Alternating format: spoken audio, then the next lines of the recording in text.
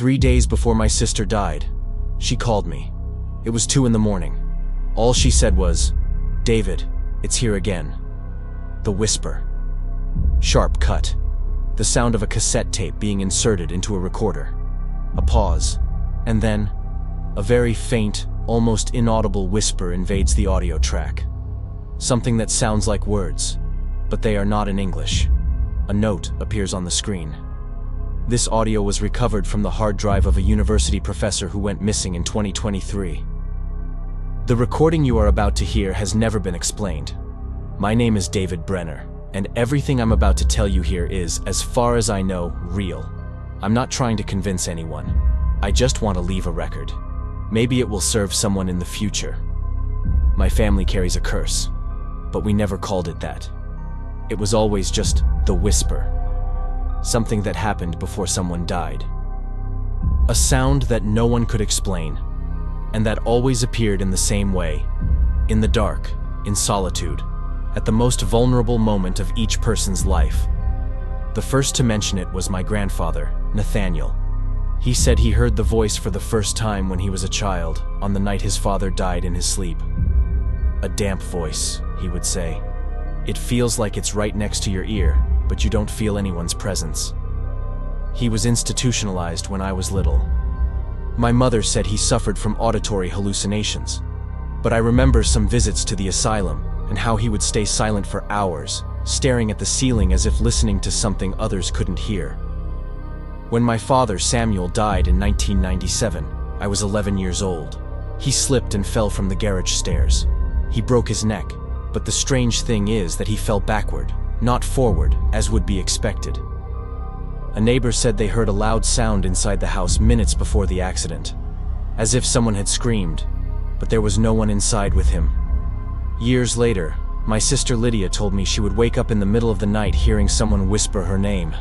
And always before someone in the family died, she said she felt a kind of pressure in her ear, as if a presence were trying to enter through there. We tried not to pay much attention. We grew up in a small town, full of tales and superstitions. It's easy to get caught up in that when everyone around you believes in something more.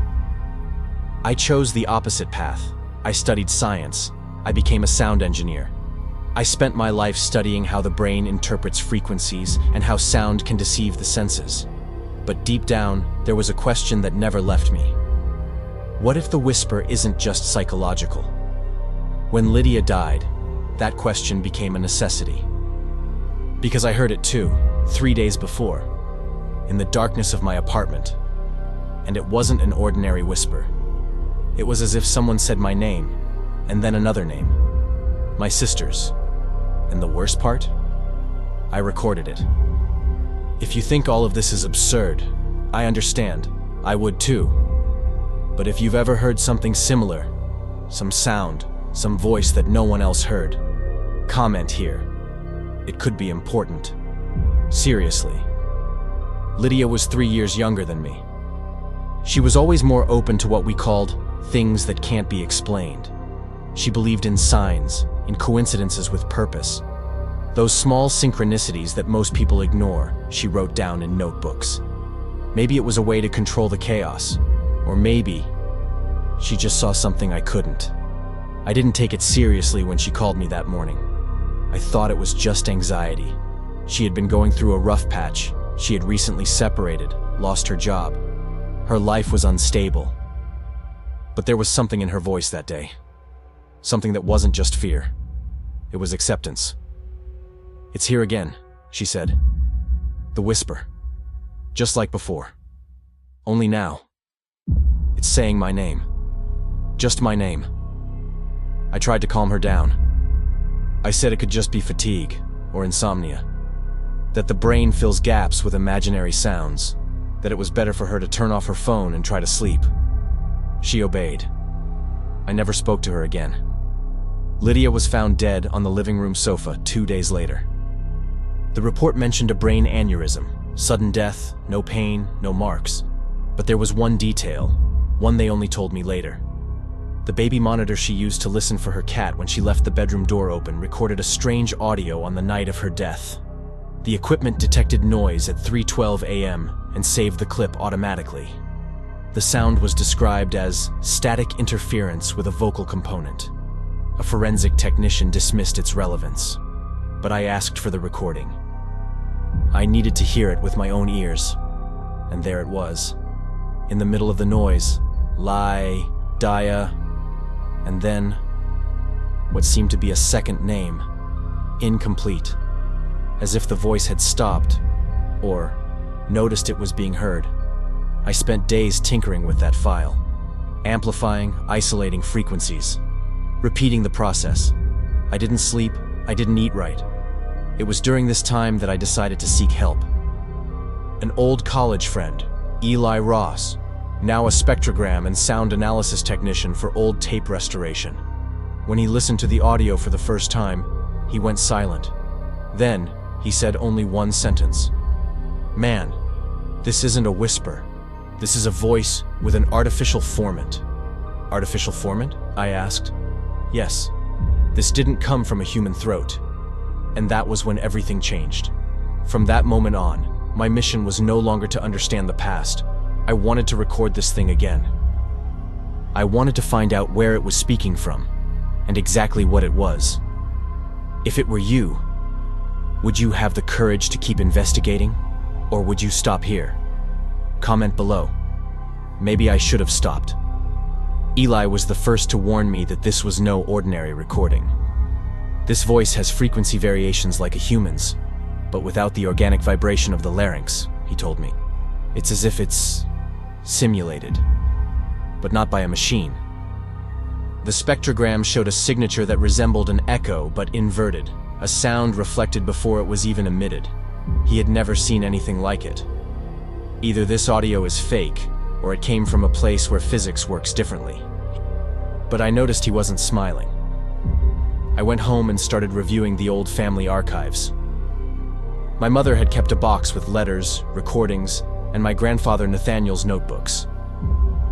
I used to avoid touching them, but now they seemed like the only way forward. That was when I found what I began to call the Diary of Voices, entire notebooks where my grandfather wrote down sounds he heard during the night.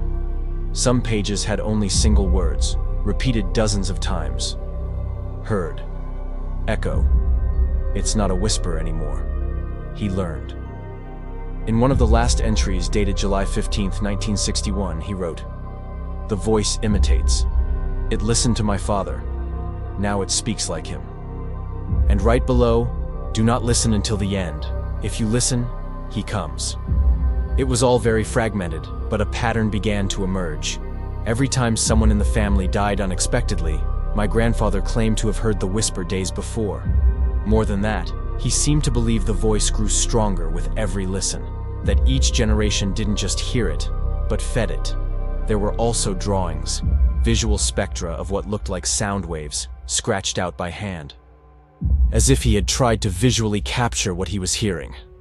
Some looked remarkably like the graphs I was analyzing with Eli. This disturbed me more than any audio. The idea that this wasn't just a sound, but a recurring presence, a pattern with a will of its own. I decided to record my own house at night. Omnidirectional microphones, a stereo field recorder, acoustic isolation. I left the equipment running for 5 nights in a row. On the morning of the 6th day, I found something. It wasn't a whisper, it was the sound of breathing, long, deep, too close to the microphone. And then, my voice. Except I hadn't said anything. It was my timbre, my tone. But the phrase wasn't mine. "You've already heard it, now it's his." The phrase was spoken, in the past tense, as if the recorder were capturing something that had already happened, or that was yet to happen. I sent the audio to Eli. He replied, "There's something wrong with this track. There's content beneath the bass frequency. I've never seen this before. You need to come here." I planned to go the following week, but I didn't get there in time. If you had this kind of recording in your hands, would you keep it to yourself or show it to someone? Seriously, I thought I could control this. Maybe that was my mistake. I went to Eli's studio 3 days later, but I found the door locked. No one answered. I called. No response. I returned at night, persistent. It was a neighbor who told me they had last seen Eli the previous morning. He left his house in silence, no backpack, no cell phone, as if he were just going for a walk. He never came back. The police classified it as a voluntary disappearance. But I knew he wouldn't just leave like that, in the middle of a project, without telling me. I went back to the studio with a spare key. We'd had that agreement since our research days. The place was organized, but one thing was very wrong. All the monitors were on, showing real-time spectrograms, even though no microphones were active. On the main screen, a single phrase was written, "He is recording back." That paralyzed me. What did he mean by, he? I started listening to the stored files. One in particular had a different name. Another, Whisper 03 WAV. It was a 3.5-minute audio. At the beginning, silence. Then, the same breathing pattern, but with a different nuance. This time, there was a subtle shift in tone, a low sound that seemed to come from somewhere below the human range, like a sub-rumble pressing against the base of the ear. But there was something even stranger. When I ran the audio through a 3D ambience analyzer, I realized the voice wasn't centered. It came from a vertical angle, as if it were being captured from the top down, but from a non-existent point in the room. As if the sound source wasn't inside the space at all. I tried to record at my house again that same morning, this time with even more sensitive microphones and improvised electromagnetic shielding. The next morning, the memory card was corrupted, but the portable recorder, which I had forgotten was on inside my backpack, caught something. First, my own footsteps. Then, me saying, "Everything is ready." But then, 5 seconds of silence. And finally, a voice that wasn't mine, but used my intonation. It said, "They think they are listening, but it is he who listens." In the reverse spectral analysis, I discovered a detail that made me recoil. There was another audio embedded in the noise spectrum, a second whisper, camouflaged below 20 Hz, below human perception. It was as if that hidden sound were watching the recording, as if there were a presence there, not to communicate, but to test limits. Eli had disappeared trying to decipher this. I needed to know what he found before he vanished. I started searching the server backups. I found something saved under a different name. File 1961. It was something of my grandfather's. Something Eli must have found hidden in the old notebooks. But this file shouldn't exist. It was an audio from 60 years ago, with my voice. The file labeled 1961 seemed impossible. Not just because of the content, but because of the acoustic signature. It had noise components typical of analog recordings from that era, but with a stereo modulation that only emerged decades later. The most disturbing part was the content. It was a voice recording. My voice. Not just similar, identical. The same diction, the same breathing pauses between phrases, the same nervous habit of taking a deep breath before finishing a long sentence. The recording said, "You will never convince anyone. They'll say it's just an echo, that it's just paranoia. But you know, you've already heard it." And then, silence. After that, the same voice, mine, finished. "He is listening to you right now." That threw me off. Truly. I started to question if it was all an illusion, if there was some psychoacoustic disturbance involved. Maybe stress was causing some form of incorrect voice recognition, like what happens in cases of auditory pareidolia. I needed control. I spent the next few days performing methodical tests. I placed microphones in 4 different environments: my bedroom, the attic of my parents' old house, Eli's studio, and the basement of an abandoned house on the border of Three Springs, where my grandfather lived in the 60s. The microphones were left on for 5 consecutive nights, from midnight to 4 a.m. The results: 3 corrupted recordings. 1 with white noise and digital interference. And 1 from the attic, with something different. A nearly empty track, except for a point between 3:12 a.m. and 3:13 a.m. At that exact moment, a 0.8-second sound pulse cut through the silence. I ran it through the spectral analyzer. The image formed looked like a signature, and it was mine. Literally. A visualized reproduction of a photo of me, distorted in shades of red, projected as a sound spectrum. It was as if someone had injected an image into the audio. A possible practice, but one requiring specific knowledge and intent. In other words, someone, or something, was responding. But why? I started speaking directly to the recorders during the following nights. I asked simple questions out loud, waited, and then analyzed the tracks. Nothing for 3 nights. On the 4th night, something answered. Not with words, but with imitation. The recording caught my voice asking, "Why are you doing this?" But the voice in the response, with the same tone, the same rhythm, said, "Because I always have."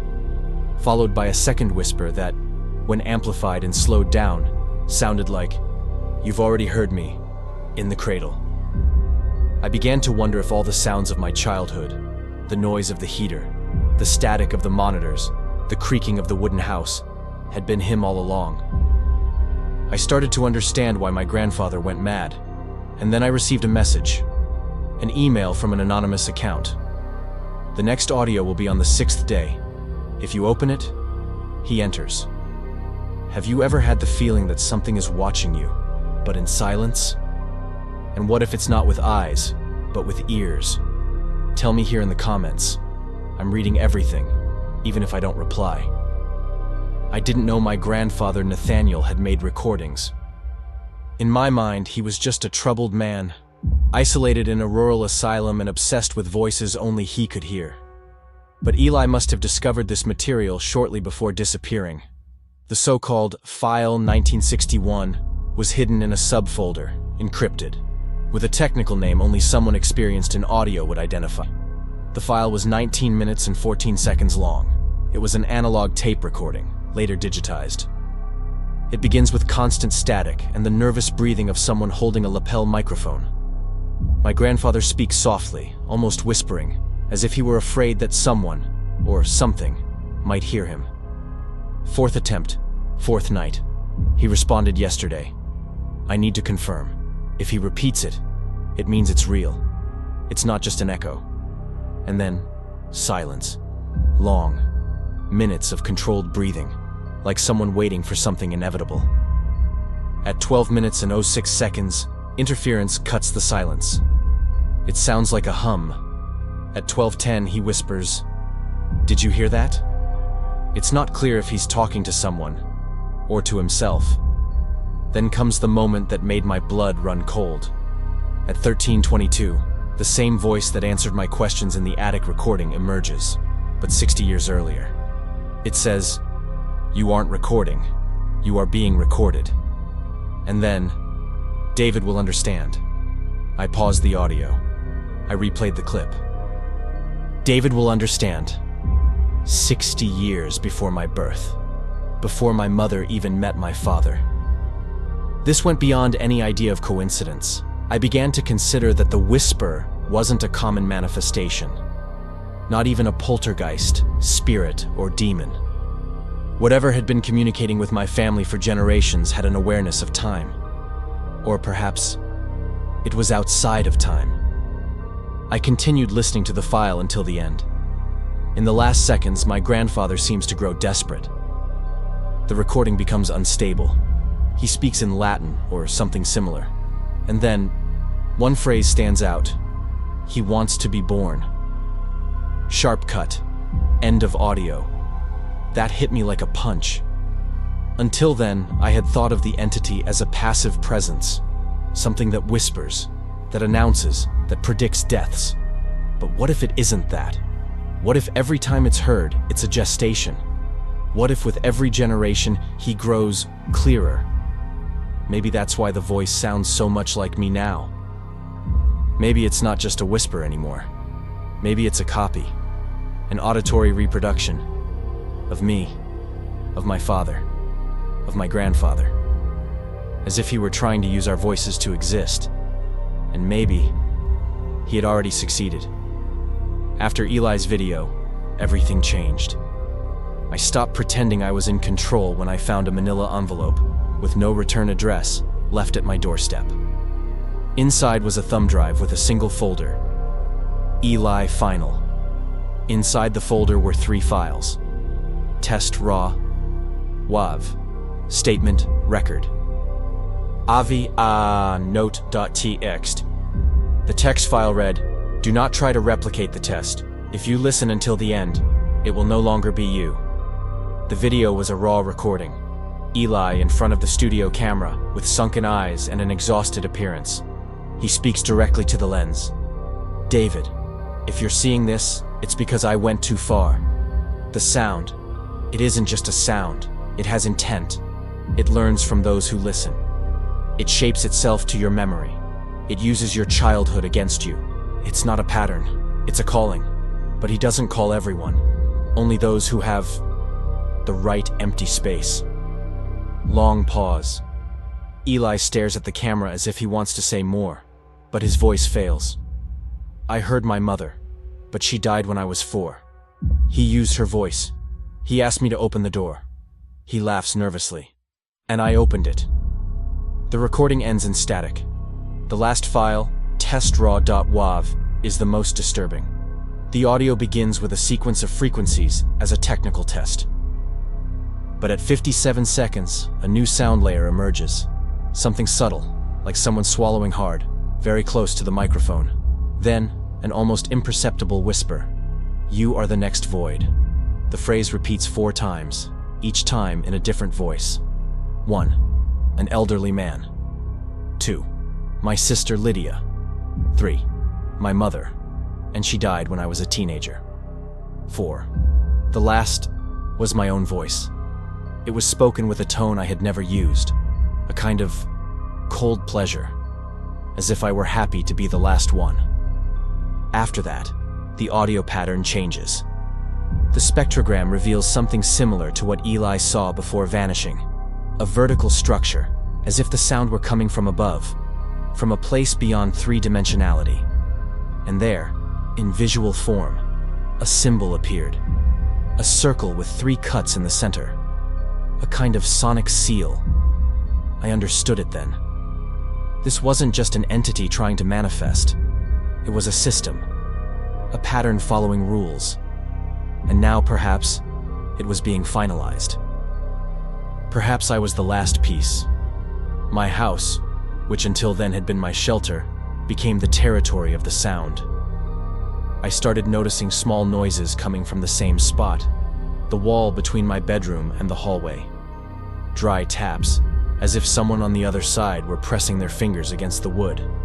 But there was no other room there, only the building's structure. I started logging the times. It always happened between 3:10 a.m. and 3:15 a.m. I decided to record one more time, but this time with a directional microphone pointed straight at the wall. The next day, I reviewed the audio. Among the noises, a sequence stood out. 3 taps, pause, 4 taps, pause, 1 final tap. It was a code. On the 10th repetition, I noticed something else. The taps didn't echo correctly. Instead of resonating like wood or concrete, they had a muffled sonic trail, as if the wall somehow were made of fabric. I took a stethoscope I used for vibration tests. I pressed it against the wall. At first, nothing. But then, something breathed. Not a sound, but a displacement. A presence moving on the other side. I backed away immediately. I decided to open the wall. Alone, in the middle of the night, terrified of calling anyone who wouldn't believe me. I removed the drywall panel with a handsaw. Behind it, I found something impossible. A layer of acoustic insulation that didn't exist in the house's blueprints. A thick black material that was neither foam nor rock wool. In the center of the insulation, fixed with electrical tape, was a magnetic tape recorder from the 60s, with the tape still intact. It was the model my grandfather used, and on it, written by hand in red marker, "Listen only if you are the last." I took the device to the basement. I connected it with extreme care. The recording began with a low hum, like a motor spinning, then scattered sounds, water dripping, a belt buckle, someone breathing with difficulty, and then the whisper. But this time, it wasn't external. It was as if it were inside my head. It said, "You inherited the channel. Now, we are the same thing." And right after, "Leave the wall open. I need to come out." The sound stopped. On the tape, a final hiss. But when I reanalyzed the spectrogram, there was something hidden. The distorted image of a fetus, formed with pixels of noise, and a caption written with amplitude variations. "Last generation, complete form." I understood, with a sinking feeling in my stomach, that the whisper wasn't just a voice. It was a sonic gestation, and I was the womb. After that night, I stopped sleeping in my bedroom. The open wall felt like an exposed wound. Even when I closed my eyes, I felt something in there breathing with me. The worst part wasn't the sound. It was the silence between the sounds. I began to hear my name at random moments of the day. Not loud, not clear. Always at the very limit of perception. Like someone testing to see if I was still paying attention. David. Sometimes it came from the radio while it was turned off. Sometimes from the plumbing. Sometimes from within my own breath. I tried to ignore it, but the voice began to anticipate my thoughts. When I thought about leaving the house, it would say beforehand, "It's no use." When I thought about calling someone, it would whisper, "They aren't listening." For the first time, I felt what my grandfather must have felt. The sensation that the sound didn't come from the outside. It was fitted into me. I decided to perform one last test, the one I had been avoiding since the beginning. I recorded myself sleeping. I placed a contact microphone on my throat and another on my chest to capture internal vibration. If that thing was using me as a channel, I had to prove it. The recording began at 2:40 a.m. At 3:11 a.m., my breathing pattern changes. At 3:12 a.m., a second breath emerges, synchronized with mine, but slightly delayed. At 3:13 a.m., I speak. But I don't remember speaking. My voice says, "You can use it now." Immediately after, something responds, from within my own voice. What came next was not a whisper. It was a clear, continuous, articulate speech. The entity used my childhood memories to construct complete sentences. It imitated the tone of my mother calling me for dinner, the low chuckle of my father when he told a bad joke. It assembled its own identity using the emotional scraps of my family. And then, for the first time, it said something new. "You do not inherit the voice. You prepare the voice." I understood at that moment. The whisper does not announce death. It marks the end of individuality. Each generation gives up a little more of itself until someone, the last one, is empty enough to sustain the complete form. And I was that someone.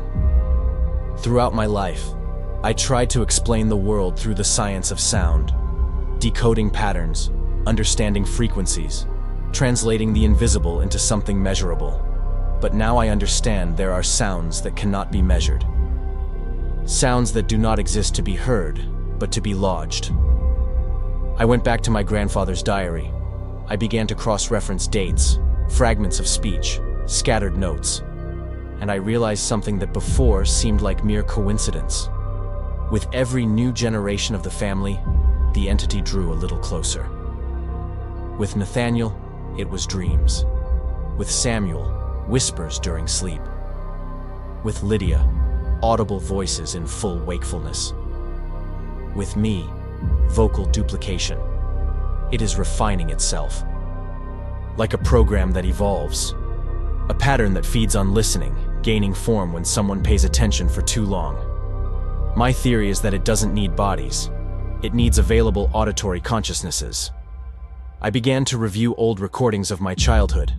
Birthday tapes, VHS videos, cassette tapes of family messages. In all of them, without exception, there were moments when someone said my name with a subtle shift in intonation.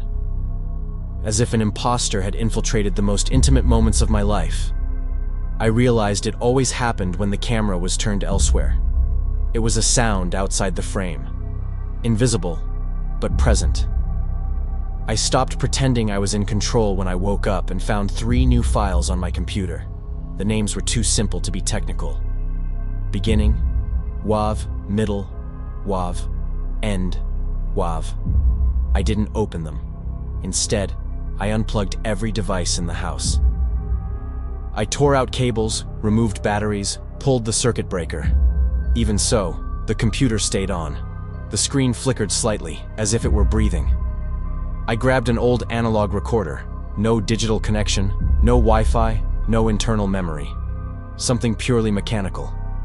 I began to speak. I told everything. While I spoke, I realized my voice was firmer than ever. There was no fear. It was as if something else were satisfied that I had finally accepted the role. At one point, I stopped the recording and rewound the tape. What I heard made me break into a cold sweat. There was a second layer of voice, perfectly synchronized with mine, but slightly delayed, like a sonic reflection. It repeated everything I said.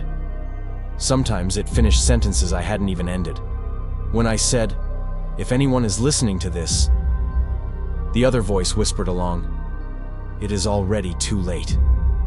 I didn't stop, because at that point, stopping didn't mean escaping. It just meant delaying. At the end of the tape, I left a warning. If you found this recording, do not try to amplify the sound. Do not try to isolate frequencies. Do not use headphones. And for God's sake, do not listen at night. I stopped the recording. The tape kept spinning even without me touching the button. And then, the entity spoke on its own. For the first time, without imitating me. In a stable, deep, genderless, ageless voice. "Thank you for preparing the channel." I stopped pretending when I realized the silence wasn't empty anymore.